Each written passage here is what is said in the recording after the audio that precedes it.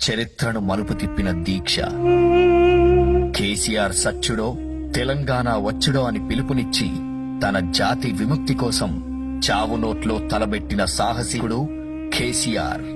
కేసీఆర్ శవయాత్రన, తెలంగాణ జైత్రయాత్రన అంటూ ఋషిలా, తపస్విలా, మహాయోగిలా సాగించాడు దీక్ష.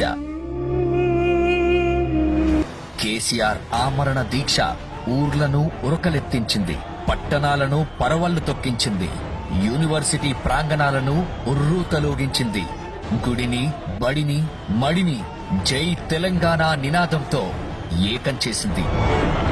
ఆరోగ్యం క్షీణించిన, ప్రాణాలకే ప్రమాదమని తెలిసినా, ఎందరూ బతిమిలాడినా, విన్నవించుకున్నా కూడా వెనక్కి మాత్రం తగ్గలేదు.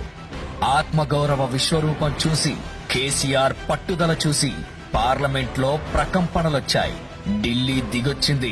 తెలంగాణకు అర్ధరాత్రి స్వాతంత్రం వచ్చింది. బక్కపలచని మనిషి ఉక్కు సంకల్పంతో గమ్యాన్ని ముద్దాడిండు. తెలంగాణ రాష్ట్ర ఏర్పాటు ప్రకటనొచ్చింది. తెలంగాణ స్వప్నం కాదు, సత్యమని రుజువైంది.